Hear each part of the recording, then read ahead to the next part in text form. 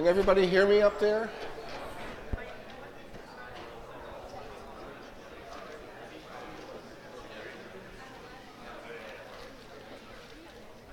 Can everybody hear me up there?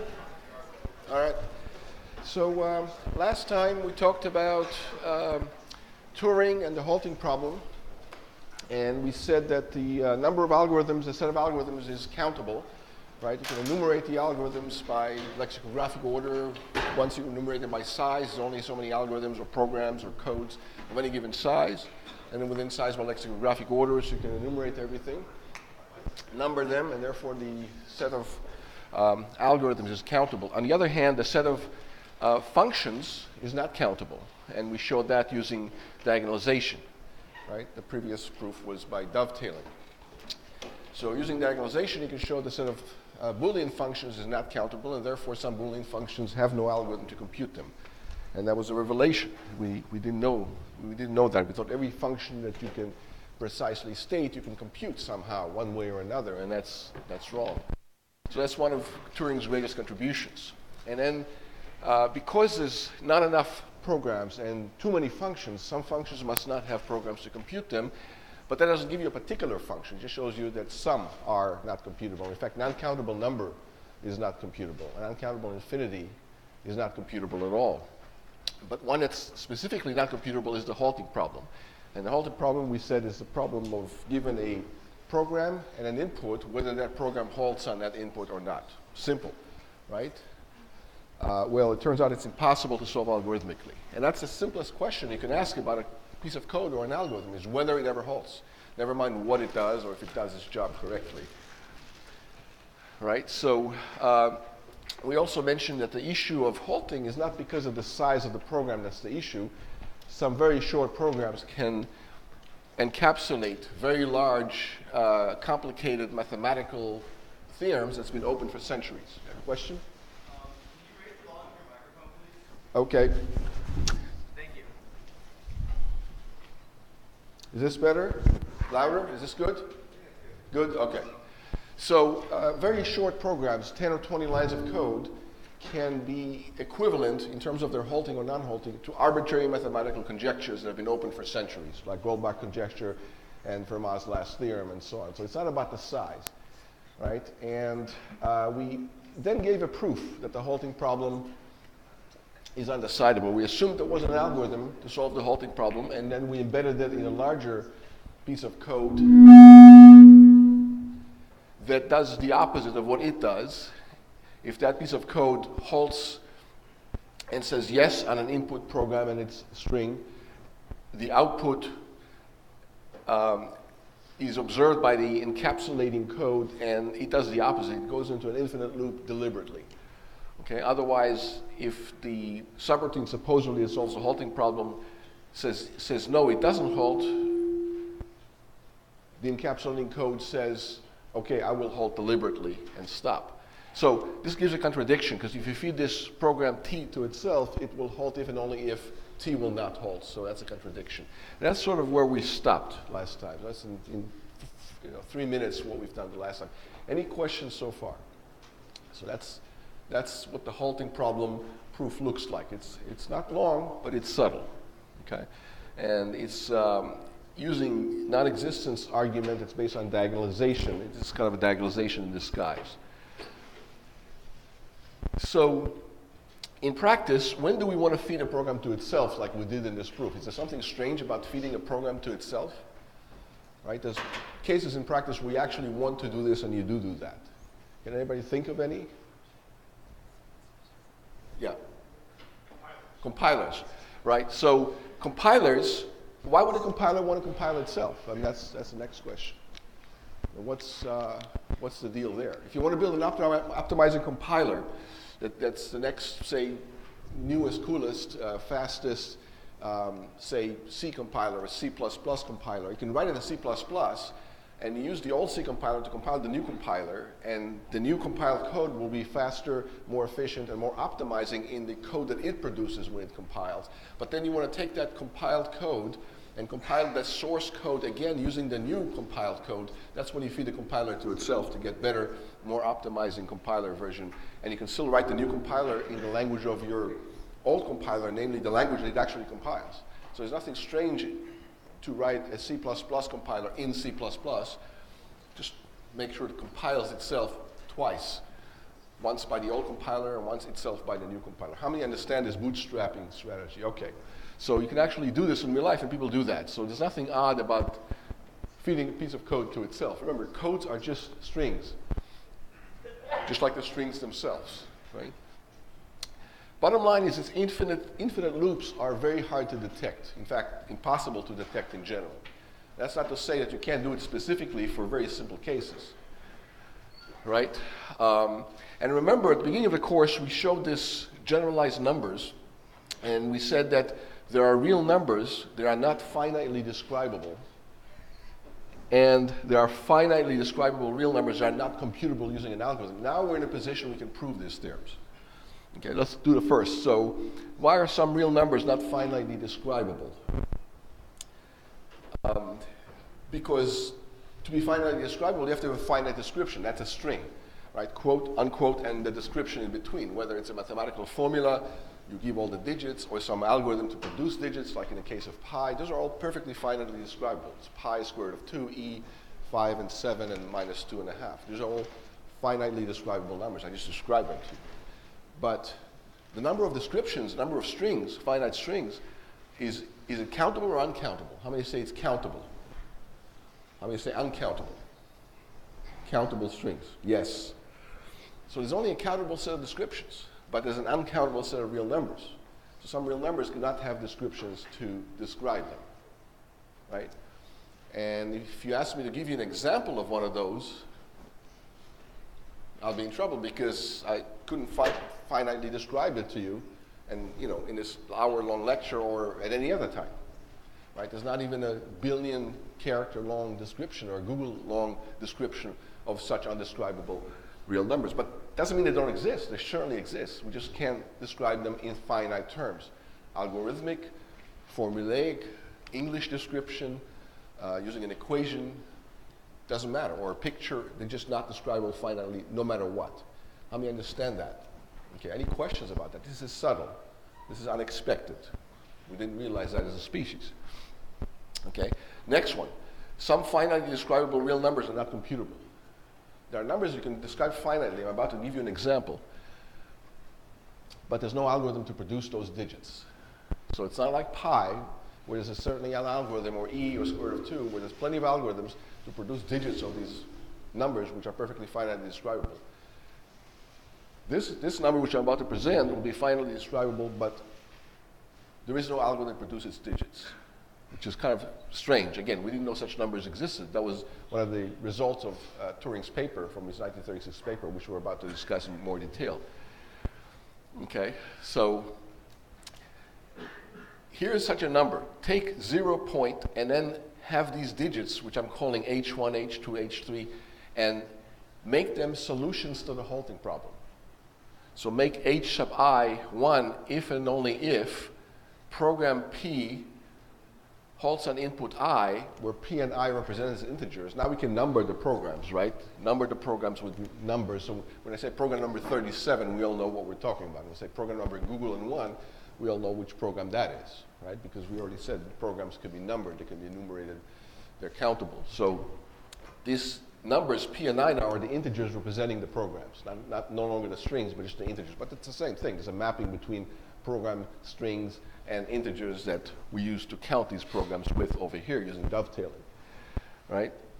So input strings, the same thing. You can number them. So represent a program as an integer and an input as an integer. Take 2 to the p, 3 to the I, and make that equal to this digit here, and h sub I, this index, is equal to 1 if and only if program P halts on input I, and it's equal to 0 otherwise. So these digits here represent program input pairs encoded as powers of 2 and 3 multiplied together. And so all the solutions for the halting problem are in these digits of this real number that I'm specifying here. These are all zeros and ones, these h's. So these h's are all zeros and ones, representing which pairs halt and which pairs don't halt of programs and programs and input strings. Okay? How many understand this encoding scheme? All right, you want to ask me some questions? Because only about half of you raised your hands. So let me ask you a question then. So why am I saying 2 to the p, 3 to the I? Yeah. So you can represent a pair that way. So I can represent a pair, but why don't I say just p times I? That'll represent p and I, right?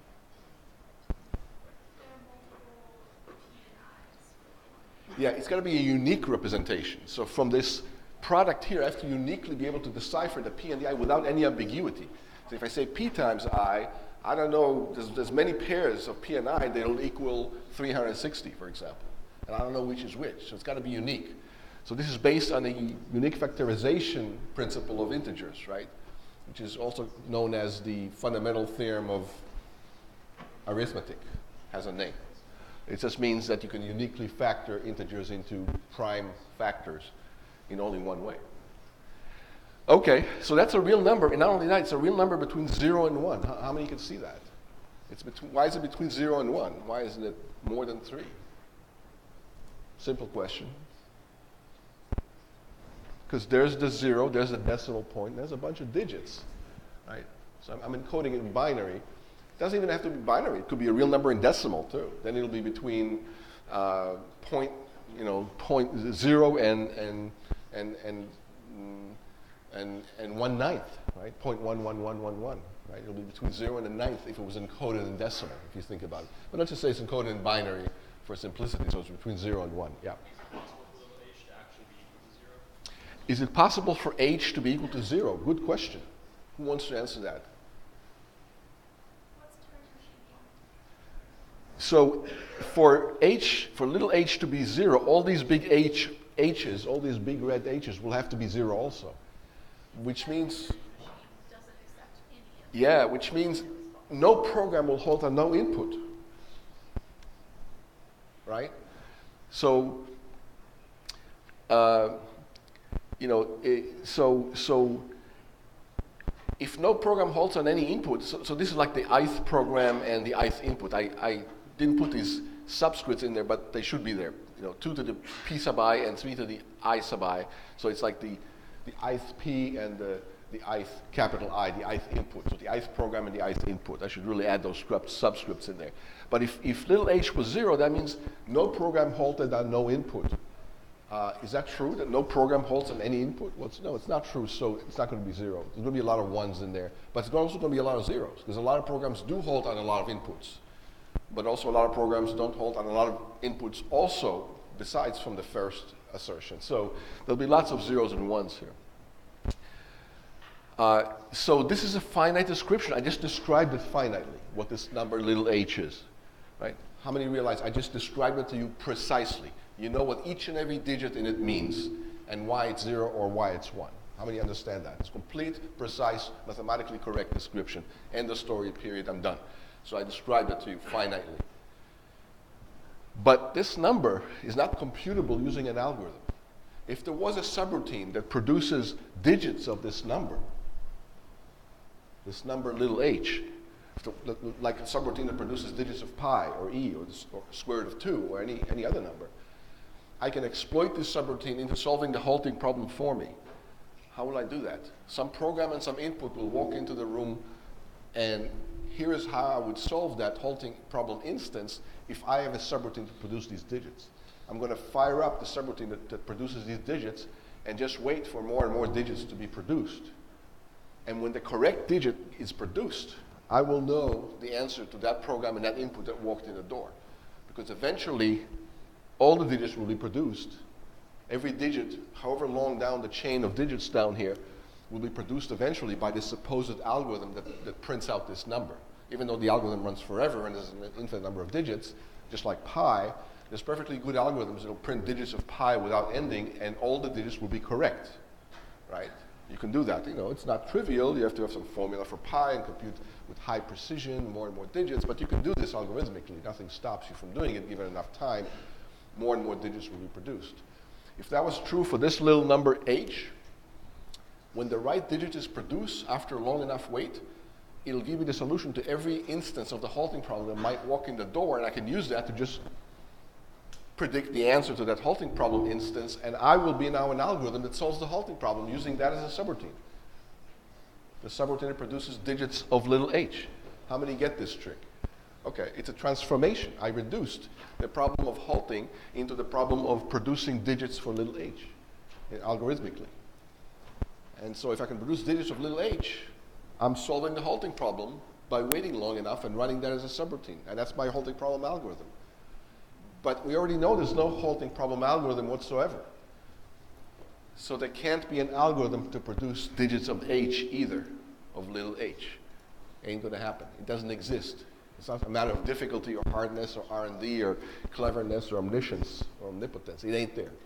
There is no algorithm for it. Otherwise, there'd be an algorithm for the halting problem wrapped around that subroutine with this extra bit of code that I mentioned. How many understand this argument? It's subtle.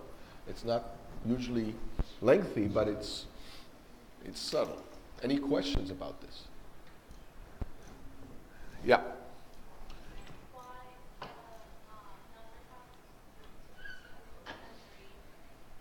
Yes, why those numbers 2 and 3? So I can decipher from the product the actual factors, p and I. Because if I tell you the product is 360, what are the two factors that multiplied out to 360? You don't know. It could be 180 times 2, or 90 times 4, right? Or 120 times 3. You have no way of knowing. But if I say it was a bunch of 2's multiplied by a bunch of 3's, specifically, even 360, you know how many 2's and 3's multiplied out to 360.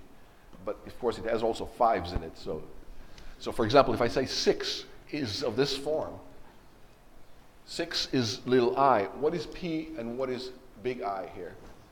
If the product of the powers is 6, 1 and 1, right? And if I say it's 36, it's 2 and 2. And if I say it's 12, it's 2 and 1, right? The powers. So because it's 2 and 3, and these are both prime numbers, if I give you the product, you can decipher by doing divisions what the actual powers were of those primes. That's why I'm using 2 and 3. I could have used 5 and 7. Could have used 11 and 13. But they better be prime. Otherwise, I couldn't uniquely decipher the powers from the actual product. Yeah? How do you tell if something's describable since it's not the same thing as computable? Yeah, so you have to prove it on a case-by-case basis. So first of all, not finitely describable things cannot be described finitely. So it's a little hard to reason about them using arbitrary means, right? But you can still reason about them some other ways. So for example, if I say there's a language that's not describable, what I just said doesn't describe it, it just points to it. I can say, call that language L. L is an undescribable language of a certain type, right? That doesn't describe L. It's just like saying something is a number. It doesn't tell you what it is, it just tells you what type of thing it is. So I can say L is an undescribable language. Take the complement of L. Is the complement of L describable? If L is undescribable language. By the way, let me not be presumptuous. Are there any undescribable languages? How many say yeah? How many say no? Let me back up even further. What is a language? I just don't want to be presumptuous after a long weekend that you remember the definition even. But what is a language? A language is a what? Set of strings. So it's a subset of sigma star. Sigma star is all strings, right? How many subsets of sigma star? First of all, is sigma star countable? Yeah, it's infinite, it's countable. How many subsets are there, countable or uncountable, of sigma star? Uncountable, good. So there's an uncountable number of subsets of sigma star. Each one is a language, a set of strings. So there's an uncountable number of languages. Okay? The number of descriptions, of finite descriptions, those are just the strings. Not every string is a description, but every description is a string. So the number of descriptions is countable, but you just said the number of languages is not countable. That immediately shows that the number of languages that are not describable is not just infinite. They don't just exist by bunches, by infinite quantities, but by uncountable infinity. So an uncountable number of languages is undescribable, finitely undescribable. How many understand this argument? This just follows from all the results we've already seen. So not only some languages are undescribable, not only many languages are undescribable, which is true, an infinity of languages are undescribable, that's also true, but an uncountable infinity of languages are undescribable finitely, which is true again. So it's pretty bleak. Most things are not describable finitely. Only a few things are. Of course, there's plenty of interesting things that are finitely describable, like the set of words in English. That's a perfectly finite set, finitely describable. If nothing else, put them all between commas and put braces on the ends, and there's English for you. And it's even a finite set, it's not even infinite. There's about 1 million words in English, including technical terms. Okay, having said all that, and I'll get back to you. Having said all that, I can say let L be one of those undescribable languages we just talked about. Take the complement of L. Is the complement of L undescribable or describable finitely? How many say the complement of L is also finitely undescribable? How many say it's finitely describable, the complement of L? Okay. And I have votes either way. So which one is it? And why would it be describable finitely or not? If the complement of L was finitely describable, then what? Then we could finitely describe L by... Exactly. Good. So you'd be finitely describing L by saying it's the complement of that. It's the complement of the complement. Right? So the complement of L is not finitely describable either. How many understand that? Good. Next question. What's the union of both of these languages, L and the complement of L? They're both undescribable. What is their union? Sigma star. That one is perfectly fine, and it's perfectly describable. So here's two undescribable languages, L and L bar, the complement of L, but their union is perfectly finitely describable. In fact, it's sigma star, exactly sigma star. No more, no less. Very short description, sigma and star. And you know exactly what the union is, even though you have no idea what either one is. So back to your question originally, you said, how can you prove things about undescribable things or reason about them? How do you deal with it? Well, we just did. We just proved something about a pair of undescribable language, namely that their union was sigma star. Any questions about this or anything related to undescribable, finitely undescribableness or anything else? Yeah. So sigma star count is describable? Of course. Sigma star, let me describe it for you finitely. It's a set of all strings, period. All finite strings. So could you also say that the union of all undescribable languages is also describable? Of course. The union of all undescribable languages is what? Sigma star again. So exactly. So just because the union is something very well behaved, doesn't mean that the components that made up the union are easy or well behaved or easy to describe or simple. I mean, it happens with real numbers too, right? I mean, pi is a complicated number, right? It's not like 2. Right? There's a lot of digits and decimal places, decimal notation, it never ends, and it's hard to compute, and there's some complicated formulas, high precision, like arithmetic, blah, blah, blah.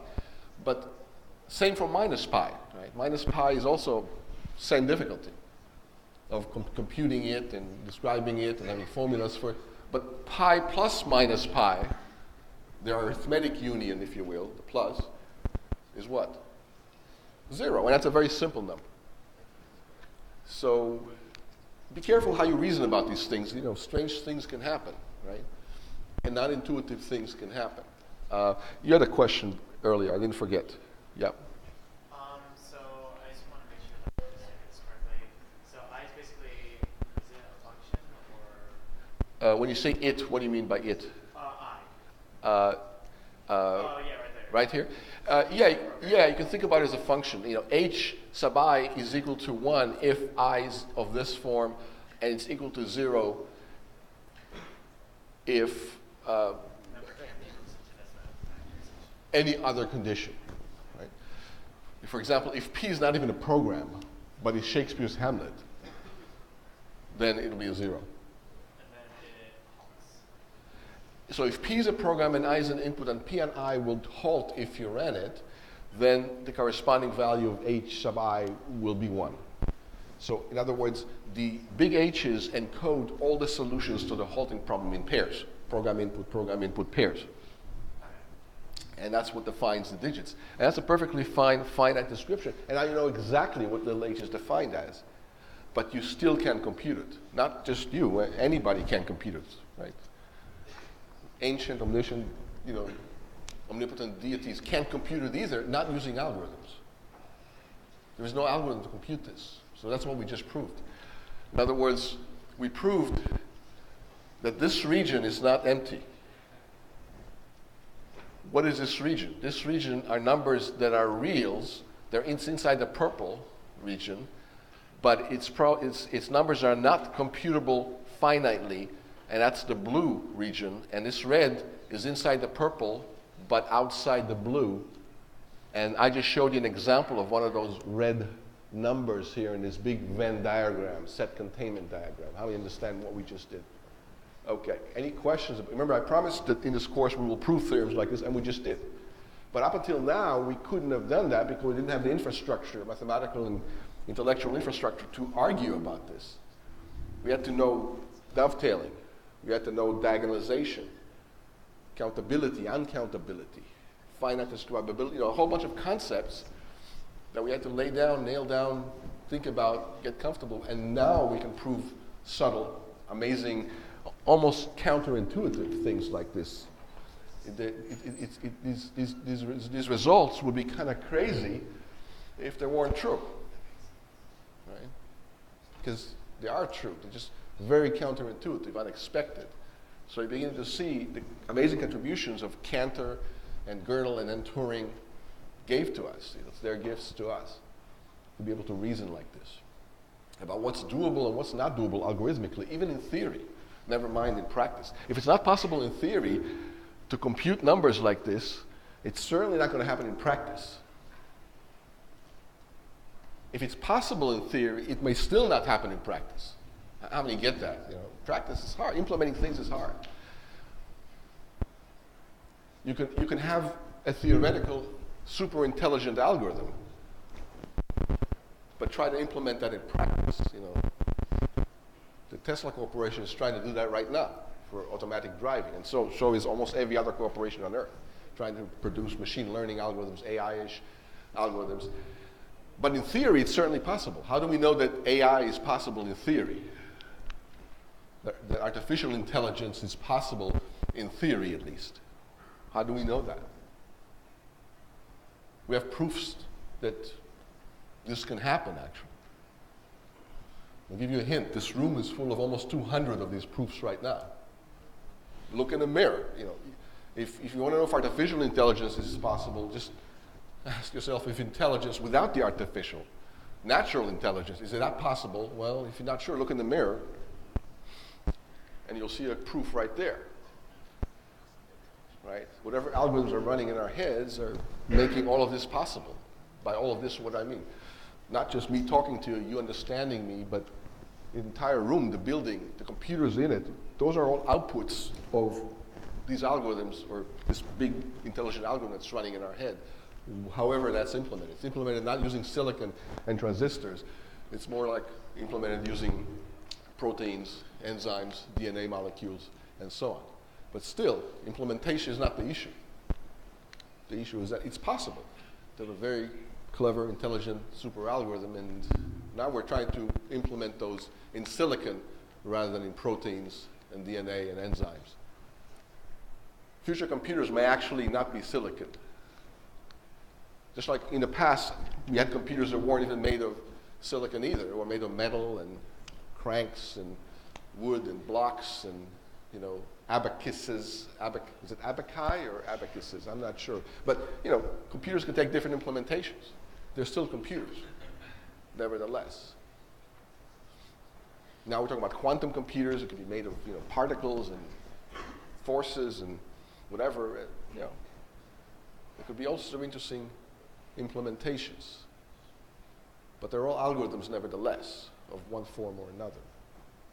Question? We seem to be, this is kind of a basic question. We seem to be implying that if we subtract a countable set from an uncountable set, the result will be uncountable. Yes. Is that true in general? Yes, true in general. So she's saying a very good point. She's saying if you take an uncountable set, subtract from it a countable subset, the result will still be uncountable. In fact, that's one of the homework questions, I think, or at least implicitly it's there.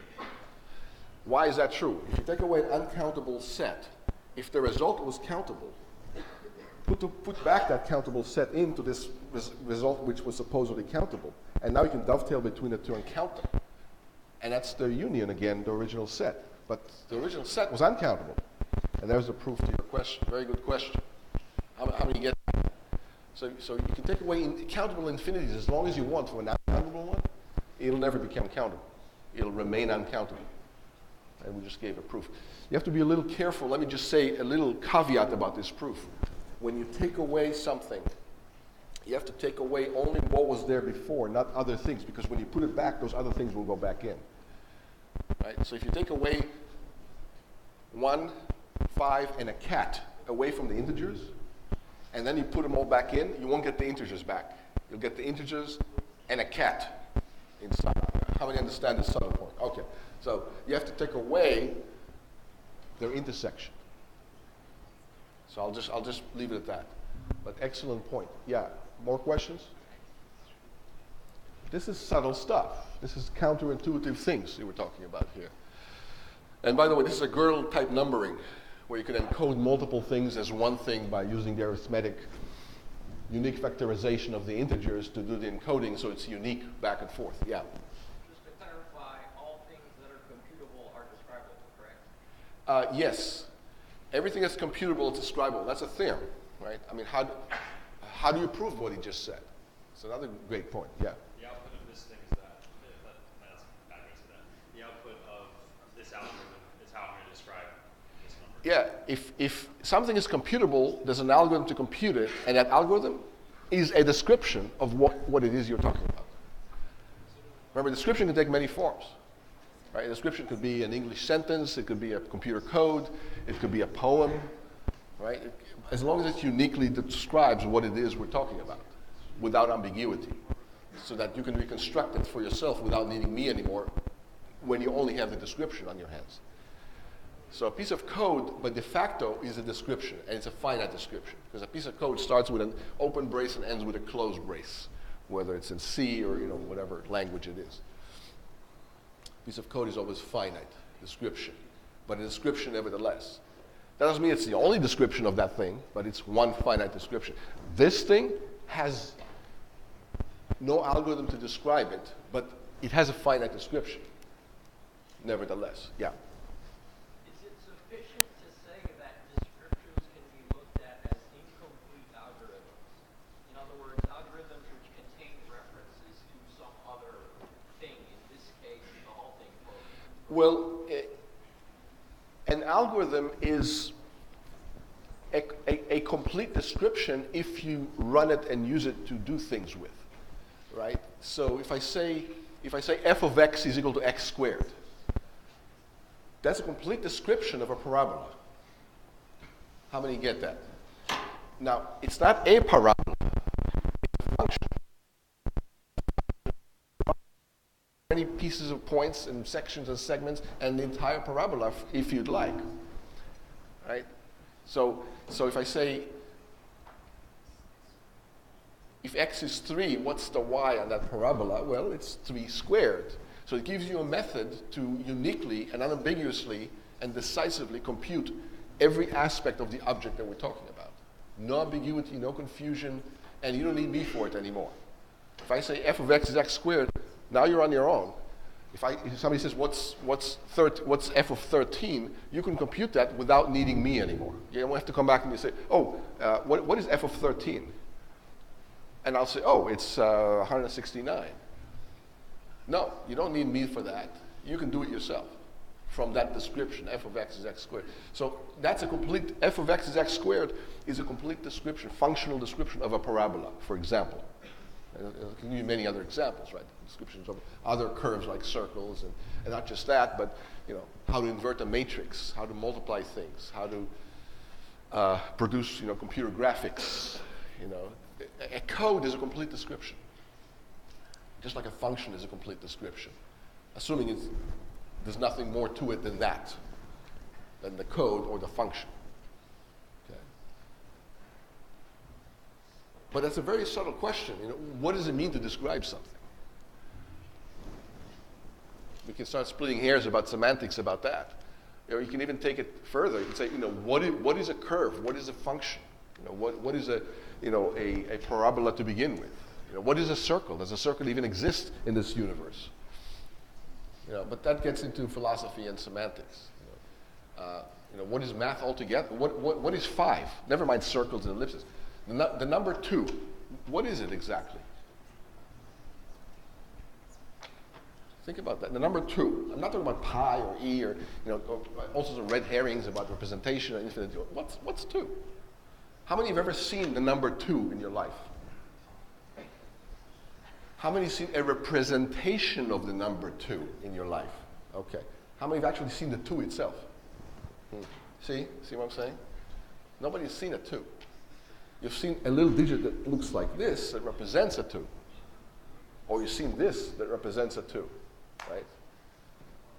But you haven't seen whether the 2 even exists is a philosophical question.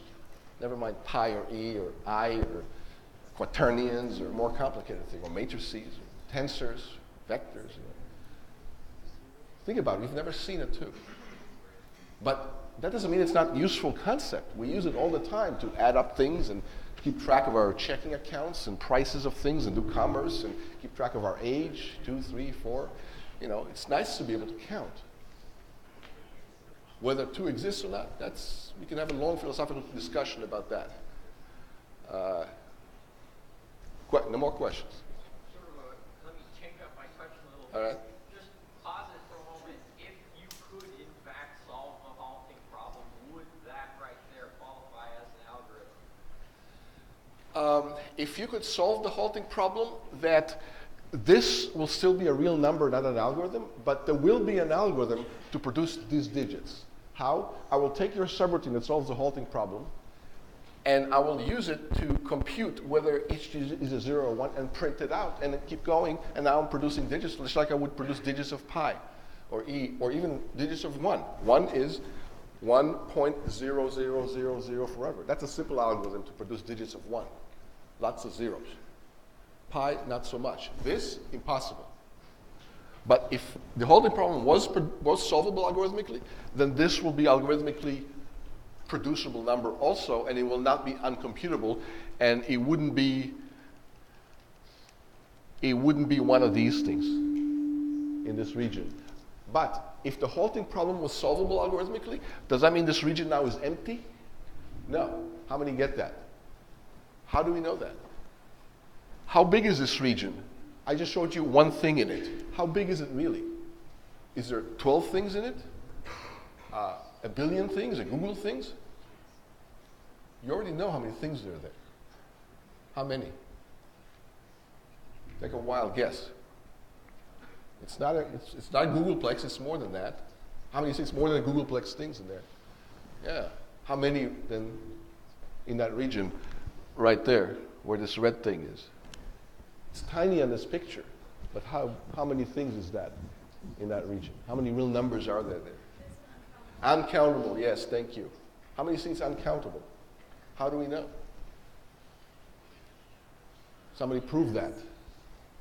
There's an uncountable number of real numbers and there's a countable number of algorithms. Yeah, it's an uncountable number of real numbers, but only a countable number of algorithms or strings or descriptions that are finite. So there's an uncountable number of numbers right there. I just showed you one, but there's uncountable infinity there, none of which have descriptions or algorithms. None of them are computable. I guess some of them are finitely describables, others aren't, like here. But both of these regions are uncountable. Right? There are uncountable number of numbers that have no finite descriptions, and there's an uncountable number of reals that do have finite descriptions but have no algorithms. How do I know? Little h doesn't have an algorithm, even though it has a finite description. Right? We good on that? How many believe that? We just proved it. H plus 1. What properties does it have? How many say it has a finite description? Yeah, it's h plus 1. H plus pi, h plus e, h plus pi squared. Those are all finitely describable numbers. None of them have algorithms, right? Because if h plus 5 had a finite description, had an algorithm to produce digits of it, then subtract the 5 from it, ignore the first digit as a 5, and just keep producing other digits of, the number minus h or minus 5, and that'll be just the h. So there's plenty of things. I'll just give you one example here, but add any constant to it, you have another example. Any finitely describable constant, I should be careful to say, right? All right, so I'm glad you're asking these questions because it means you're thinking about it, and it's really cool stuff, right? It's counterintuitive. It kind of boggles the mind. It's almost disturbing that these things should be true, except that they are true and mathematically provable on top of being true. Question? You could add the finitely describable number, which is just negative h. Yeah. So minus h will have the same properties as h. It's finitely describable. I just described it. It's minus 0 minus h. But there's no algorithm to produce the digits. But the sum of h and minus h is together 0, and that's perfectly finitely describable, and there's an algorithm to produce it. 0.0000 forever. Or just say 0 and stop. That's even simpler. Nobody says you have to give all the digits if you know that they keep repeating, right? You just put a little bar over one of them, and you're good to go. Yeah. Did you say the complement of a finitely describable language is or isn't finitely describable? Well, the complement is, because you take the finite description of the language, and then you say, it's the complement of that, and then walk away. And I know what language you're talking about specifically now, right? Because L is finitely describable, and you gave me the description, so we're good on L. And if you say L bar, we're good on that too. Okay. Question? Could you go over how a subset of finitely describable language can be non-finitely describable? Oh yeah. How is it that a subset of a not finitely describable language could be finitely describable? Because you said when you... Oh, you want the other way around? Oh, okay. Then how is it that a subset of a finitely describable language is not finitely describable? Can somebody? It's a good question. Is this a homework question, by the way? I don't care. We'll answer it right now. See, it's the advantage of coming to class, right? So give me an example of a subset of a finitely describable language, but the subset isn't finitely describable. That's what you want? Yeah, like you just mentioned that the union of two not finitely describable languages is sigma star. It could be sigma star for that example, yeah. Yeah, what do you say? Okay, so we've got our sigma star, which is infinitely long. We've got our little number h, which is infinitely long. And if h of 1 is 0, then the sigma star first element is not the subset. Or if h of I is 0, sigma star of I is not in. And if h of I is 1, sigma star. Yeah, so that's correct, but let's say more generally even. So sigma star is finitely describable. It's the set of all strings, all finite strings. How many get that? It's a very short finite description. Every language in the universe is a subset of that, including the undescribable ones. So I just gave you not just one example, not just a Googleplex examples. I gave you an infinity of examples, and I gave you an uncountable infinity of examples, all at the same time. Right? So if we can count sigma star, then we can do a dovetail, or let's say like a string with one alphabet and the string with two alphabets. You can dovetail through sigma star, that's correct. So that would mean that's countable, but then you can have a language bigger than sigma star. No, no language is bigger than sigma star. What would be the powers of sigma star? The powers of sigma star is a set of all languages. It's not a language, it's a set of languages. What's your type errors? Just give a great example of a type error. but they're easy to make. So there's no language that's bigger than sigma star, right? There's no subsets of integers that are bigger than the integers, right? But you make so it gets to a subtle point here.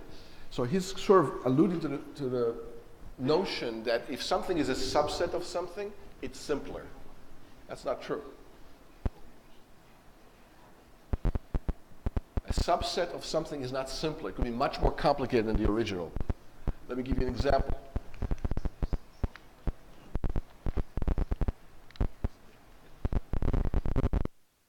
Take all sets of words, all of them.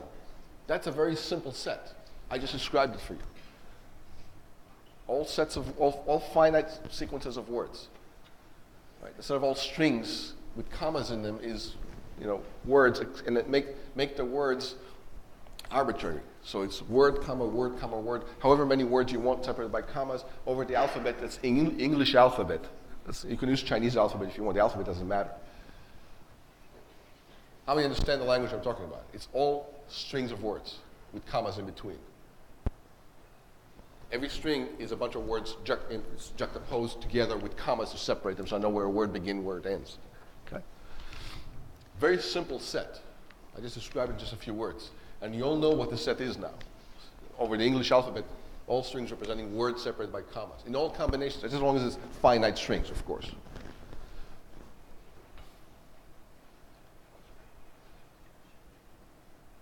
Let me describe another set. It has only, say, 3 words in it. It's a subset of what I just described. The first string is Hamlet. Second is Macbeth, and the third is King Lear by Shakespeare. You may have heard of him. That's a very small, finite subset of that other set. But it's so much more complicated and interesting and subtle and hard to find those strings, and it's not even close. Right? They're all there in this other set. So just because it's a small subset, even a finite set, even 3 strings, that's it, out of this infinite other set, doesn't make it simpler. It could be a lot more complicated and subtle and meaningful and hard to find and difficult to search for and compose and blah, blah, blah, right? So don't make that mistake. It's an easy mistake to make, by the way. That subset relation implies simplicity or simpleness with respect to the set from whence that subset came. That's not true. So sigma star is a set of all strings. It has everything in it. But that's not a blessing, it's a problem. Because the script for the next Star Wars movie that hasn't been produced yet, the third string, the third Star Wars movie in the third trilogy, we haven't seen it yet. It hasn't been written down on paper yet, probably it's still evolving. That's a string in sigma star. How many get that? So is tomorrow's newspaper with all the stock prices of tomorrow. A string in sigma star. We just don't know what it is yet. We will tomorrow. These are all strings in sigma star. A physics textbook from the 23rd century, including warp drives and time travel and teleportation, assuming a Star Trek kind of universe. That's a string in sigma star too.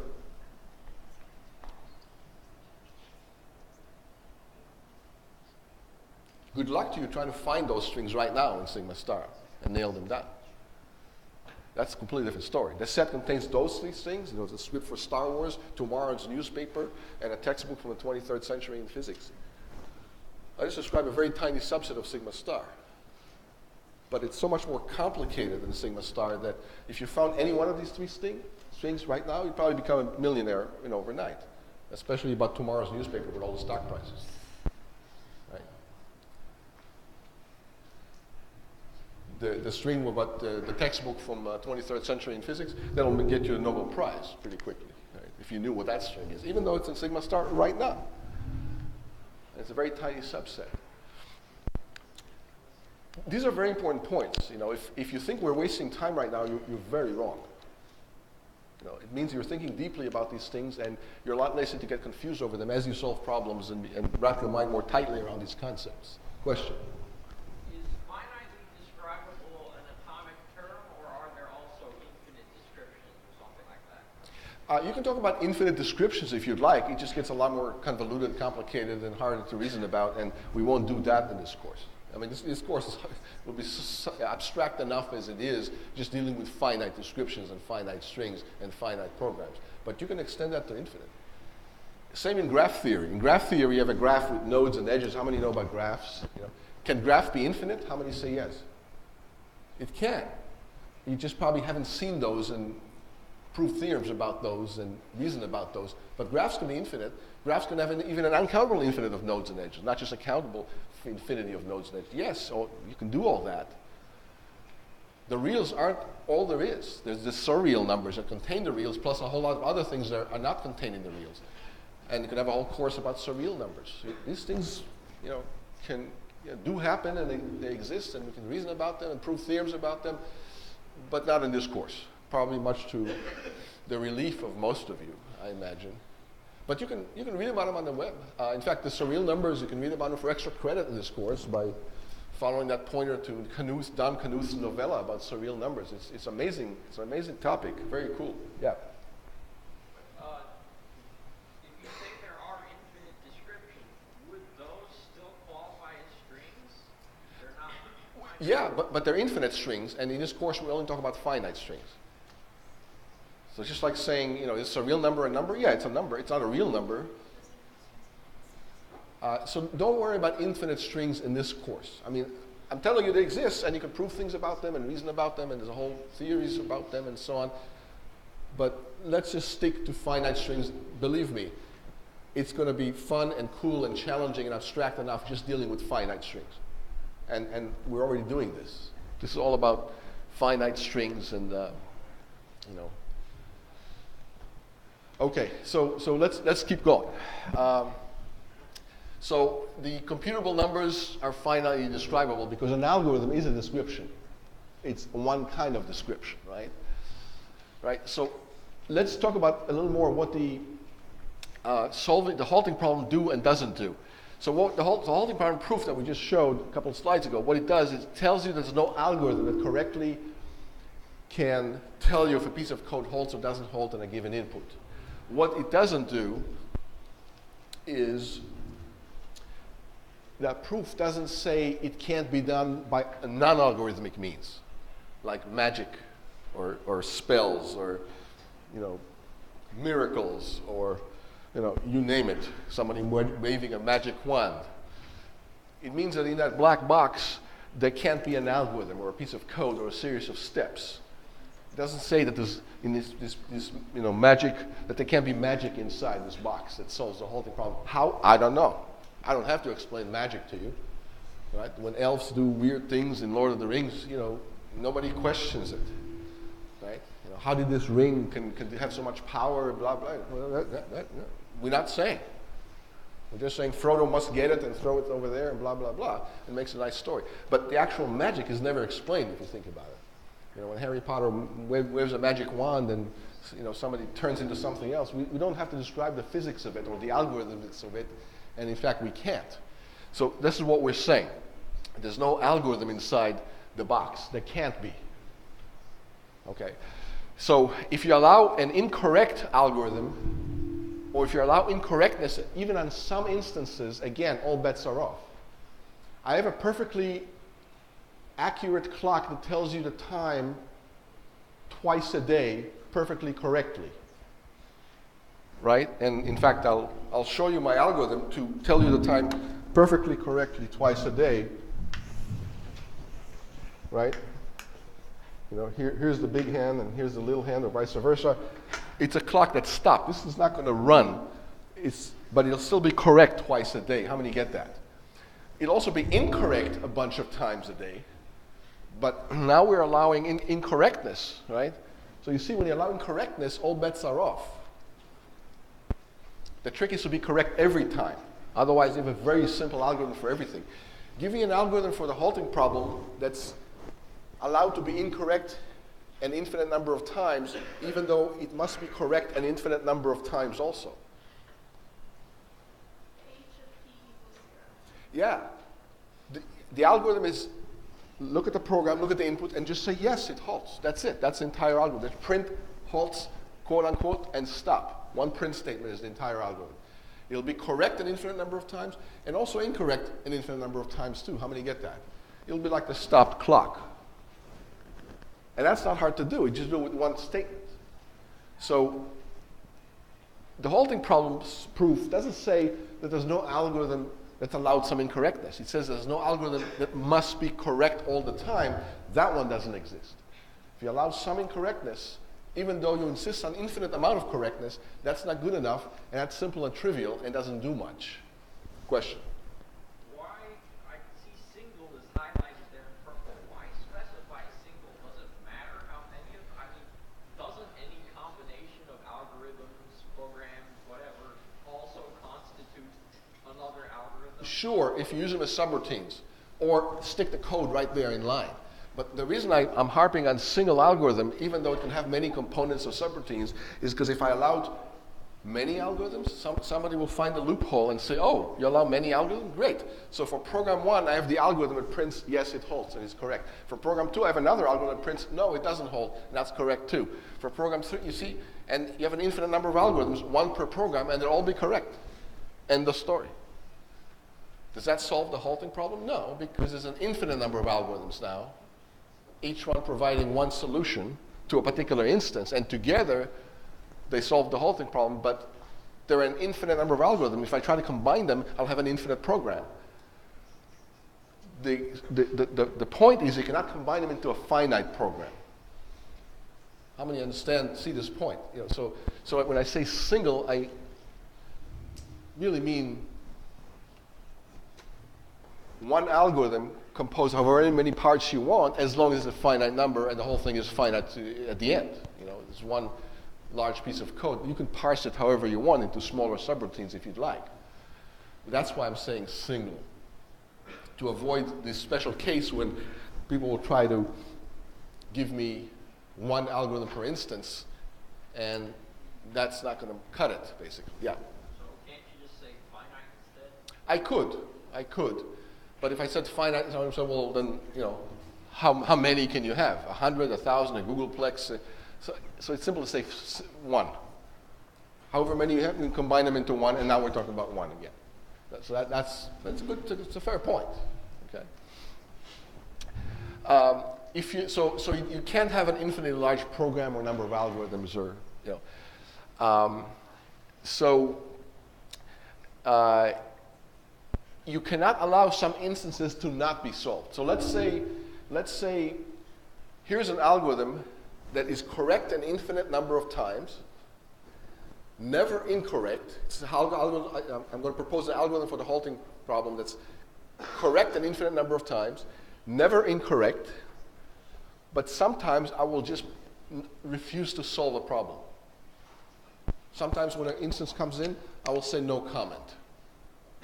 I'm not saying yes or no. How many see I can solve the whole problem very easily that way? Yeah. What would be a solution that has this criteria? Solve one problem and then say no comment on the rest. Okay, but I got to be correct an infinite number of times, not just once. So if I solve this one problem, I'll be correct once, but how will I be correct a second time, a third time on other instances? Have a program that always halts, and for all the different inputs, it will still halt. So If it doesn't halt in the first 5 minutes of running, then you say no. okay, so if simulate the program on the input, and if it doesn't halt in the first 5 minutes, stop and say nothing. If it halts in the first 5 minutes of CPU time or whatever, then stop and correctly report that it halted. Do you have to bound it by 5 minutes? Could you make it a year, a century, a millennium, a trillion years? Yeah. Could you just run it and just wait for it to halt? You could do this. If it will halt, you will know, because you, the simulator, will halt with it, and then you can correctly report that it halts. But if you, the simulator, see that it doesn't halt, you just have to keep simulating it if that's your strategy, to keep running it. Either way, you're either correct or you're not giving an answer by running forever. That's a tacit and implicit passive way of not answering, is by refusing to answer, right? It's like the cold shoulder, you know. Sometimes somebody asks you something or sends you something and you just don't answer. And that's an implicit no, right? Are you interested in going to a movie? Are you interested in going on a date? No. If you get no answer, it's not a yes. Think about it. It's a cold shouldery way of saying no. So the algorithm can cold shouldery refuse to answer by running forever. It's certainly not a positive answer of a yes. It halts. So that means you can solve the yes instances of the halting problem algorithmically very simply. One word. What's your strategy? Solving the yes instances, the instances that do halt. In one word. Simulate, or run, or execute, or try. You know. And if it halts, you'll know. If it doesn't halt, you will not know. And there's no way to know that it won't halt because it's undecidable. So if you, some instances, you're allowed to not solve them, either by cold shouldery passively saying nothing. All bets are off. The proof doesn't prove that you can't do that. In fact, you can by simulating it or running it. Okay. What the proof says, you cannot always stop after some finite time and always be correct. That's what the proof says of the halting problem non-solvability. And if you allow infinite running time, again, the proof doesn't say that if you have infinite running time, maybe some magic can happen and, you know, I don't know how you'll simulate infinite running time using finite running time, even a very long running time like a Googleplex years, I don't know. And, you know, it's not really doable algorithmically, but if you want to say, well, I'll run it for an infinite amount of time and by then I'll know, and then after the infinite amount of time, I will then know if it halts or doesn't halt. What's wrong with that logic? If this was supposedly an algorithm, run for infinite amount of time, and then you'll know if it halts or doesn't halt after the infinity amount of time expires. What's the, you know, fallacy here in this argument? Yeah. It wouldn't be an algorithm, but there's even a more fundamental fallacy here.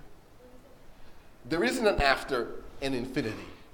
You said runs for an infinite amount of time, and after that, you just said some words that don't make sense. You said after an infinite amount of time. Infinite amount of time, by definition, never ends, and there's no after that. So you'll never get to the good part where it's after that, and then you'll know something. That will never come. That's not an algorithm. It's just words that don't make sense.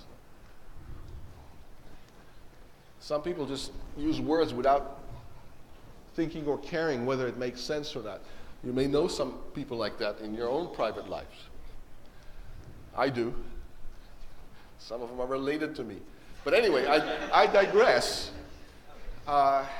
Just because you say words doesn't imbue them with meaning. You know, just so we know, okay? Any other thoughts or questions here? Yeah.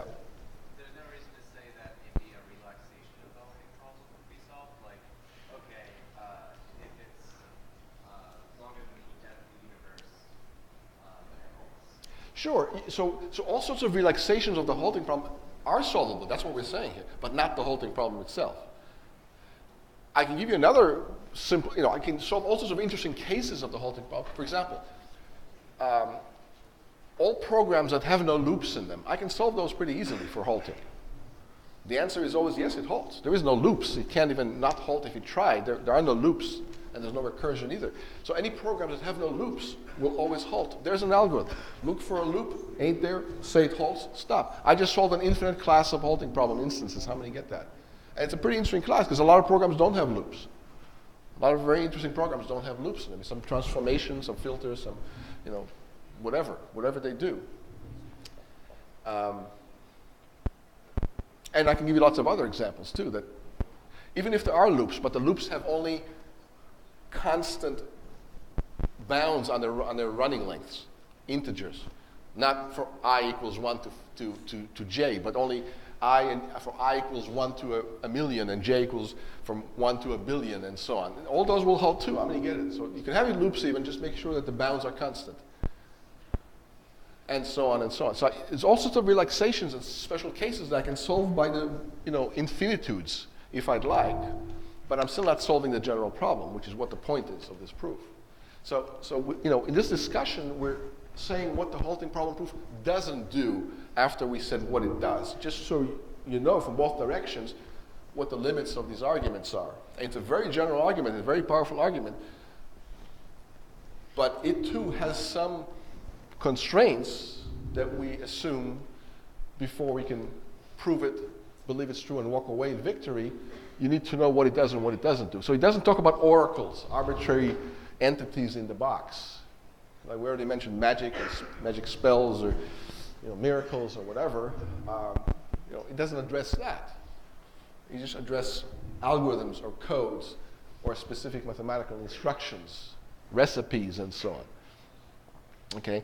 So Turing proved this in this famous paper, among many other things he did in this paper.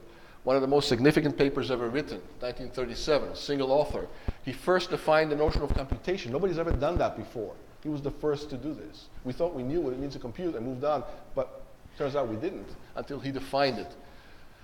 And he defined it as a set of states and a transition function. It's a lot like finite automata, as we already discussed, plus a tape, and that's it. That's a very, very simple model of computation. It's still the simplest model that we know. And there's other models that are almost as simple and they're equivalent to this. It's not the only one, of course. And now we call this a Turing machine in his honor. And he also figured out that not only these Turing machines can do arbitrary things, there's a single Turing machine that can do the job of any other Turing machine based on what input you give it. Right? That's not obvious at all. We humans build machines of all kinds, right?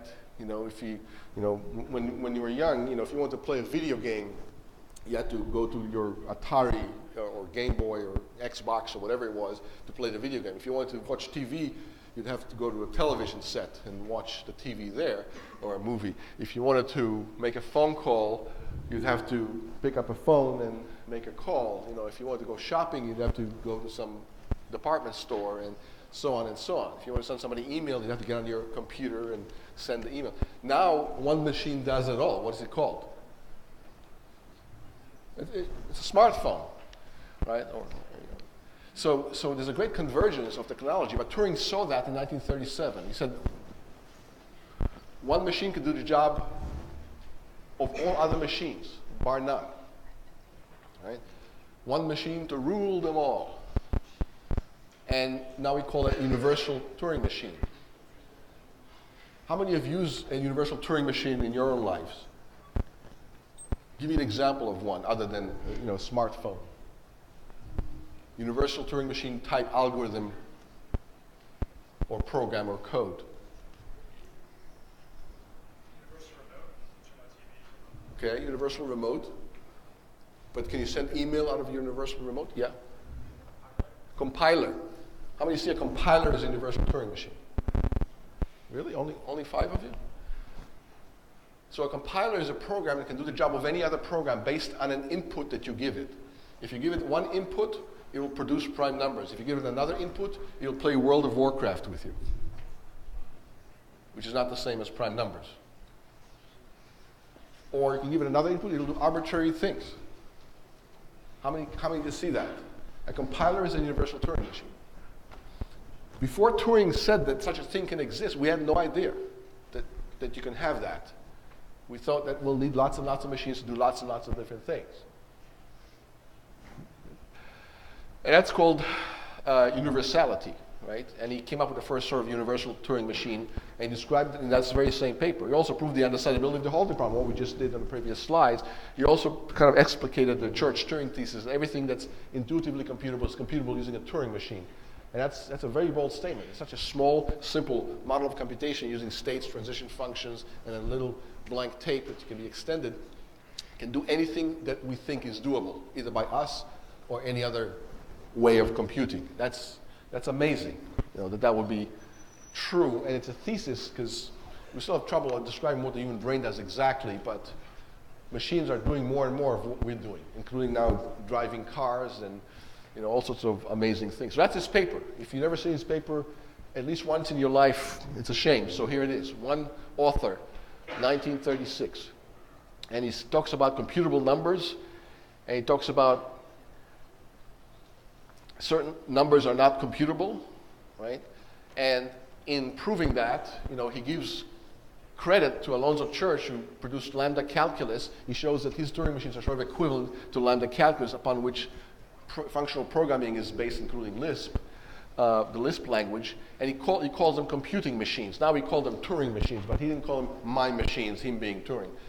We can now call them Turing machines, and he just talks about them as computing machines.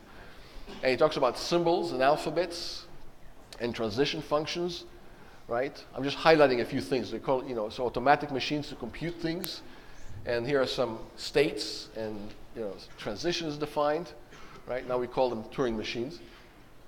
And all that was, for the first time in history, done in this magnificent seminal paper. It's one of the probably top 5 most impactful papers ever written. Another one is Einstein's theory of relativity, 1905, that said E is equal to mc squared, upon which nuclear weapons are based in World War II.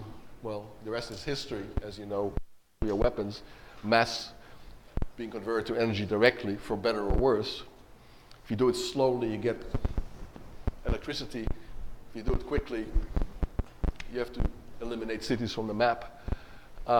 So another paper is Shannon's information theory paper. But anyway, so he defines Turing machines. He defines transition functions right here in this paper for the first time in human history. Right? He defines alphabets. He defines languages. Here's the universal machine that we talked about. This machine here that he defines in the next few pages. Look, he says even explicitly, it is possible to invent a single machine which can be used to compute any computable sequence, right? Depending on what input you give it. In other words, a compiler type construction, right? Even though computers didn't even exist in the 1930s, general computers didn't. Certainly not compilers, certainly not programming languages, but he still was talking about them, at least in the abstract, right? So this paper basically gives rise to this great convergence of technology. The fact that your iPhone can do so much comes right out of this paper. Right? And he talks about the diagonal process. This is diagonalization right here. This picture I added.